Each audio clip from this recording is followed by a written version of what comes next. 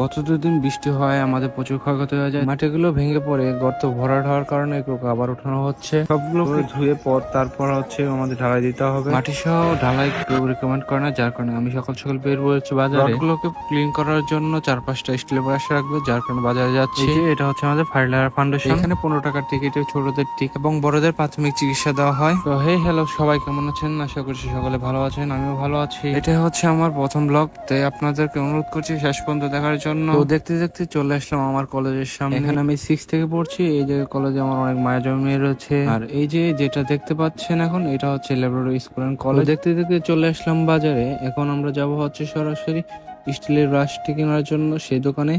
দেখি এই জায়গাতে পাওয়া যায় কিনা। তো ভিতরে আর গাড়ি যাবে না, যার কারণে এই জায়গাতে গাড়িটাকে রেখে, ড্রাইভারকে রেখে আমি একা যাচ্ছি। তো বাজারের একটু ভিতরেই দোকানটা পড়ায়। এখানে একটা দোকান, তো দেখি এই দোকানে আছে কিনা এই ব্রাশ গুলো। দোকানদার কথা যেন চলে গেছে সকাল সকাল আসার কারণে এই দোকানে এখন শাটারটি খোলেনি এবং শাটারটি নষ্ট, যার কারণে আমাকে বসছে 10 মিনিটের মতো লাগবে, যার কারণে আর ওয়েট করলাম না এই জায়গাতে। এই দোকানে অপেক্ষা না করে আবার অটো ড্রাইভারকে নিয়ে অটো চলে আসলাম আরেকটি দোকানে। এখন জিজ্ঞাসা করবো দেখি ব্রাশ আছে কিনা।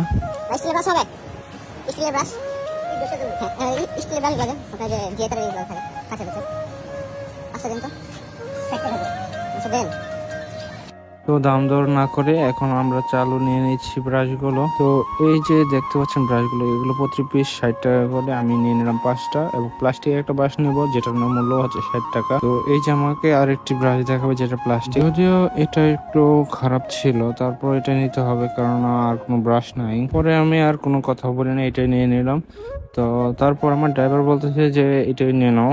তো প্লাস্টিকের ব্রাশটা নেওয়ার পর দেখি যে ব্রাশটা একটু সমস্যা আছে, যার কারণে দোকানদার বললো যে এটা তো দেওয়া যাবে না। তো তারপর আমরা আবার কথা বলে নিয়ে নিলাম এটাকে। ব্রাশটা একটু সমস্যা থাকার কারণে ব্রাশটার প্রাইস কমাই দিল দোকানদার। তারপর আর কি আর নিয়ে নিলাম ব্রাশটাকে নিয়ে আর দেরি করবো না, চলে যাবো বাসায়। দেখি কয় টাকা হয়েছে, টাকা দিয়ে তাড়াতাড়ি চলে যাবো বাসায়, কারণ বাসায় সব কাজের লোকগুলো বসে আছে এগুলোর জন্য, যার কারণে কাজ করতে পারছেন। এগুলো নিয়ে গেলে কাজ করবে তারা। তো আজকের ভিডিও এই পর্যন্তই থাকছে, দেখা হবে অন্য কোনো ভিডিওতে। Bye bye, tata.